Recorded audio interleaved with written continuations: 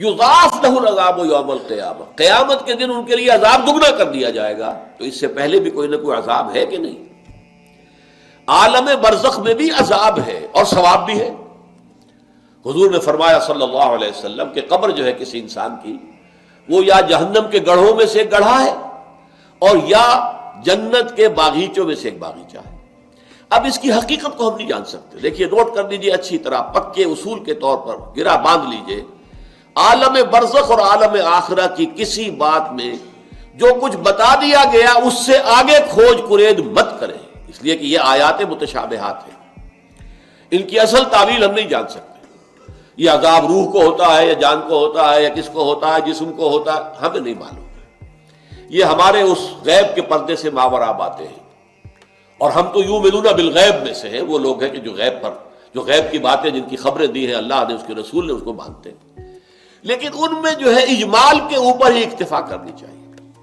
ہمارے ہاں بڑے بڑے جھگڑے، یہ قبر والا سنتا ہے کہ نہیں سنتا، اب اس کے لیے دلیلیں، جو ایک طرف وہ لوگ ہیں جو انکار کرتے ہیں کہ قبر کے اندر مردہ کچھ نہیں سنتا، ان کو کافر قرار دیتے ہیں۔ دیوبند کے مسلک کے لوگوں کے اندر بھی یہ ایک دوسرے کے لیے کفر کے فتوے موجود ہیں کہ جو نہیں مانتا سماع موتیٰ کو وہ کافر ہے، دوسرے کہتے ہیں جو مانتا ہے سماع موتیٰ کو وہ کافر ہے، مردہ کچھ نہیں سنتا۔ اب احادیث میں آتا ہے، احادیث میں تو یہ آتا ہے کہ جب دفن کر کے جاتے ہیں لوگ مردے کو، تو وہ مردہ ان کے قدموں کی چاپ سنتا ہے کہ وہ جا رہے ہیں واپس۔ اسی طریقے سے بہت سی احادیث موجود ہیں۔ حضور کا تو خاص کشف کہ آپ نے دیکھا کہ مردوں کو اس وقت عذاب ہو رہا ہے یا کہ مردوں کا معاملہ یہ ہو رہا ہے۔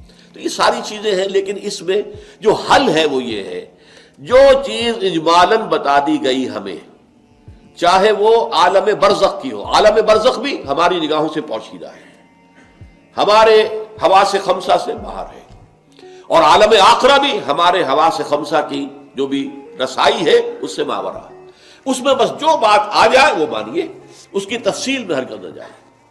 تو معلوم ہوا کہ جب حضور نے فرمایا کہ جنت جو ہے، جو قبر جو ہے، وہ یا تو جنت کے باغیچوں میں سے ایک باغیچہ ہے یا دوزخ کے گڑھوں میں سے گڑھا ہے۔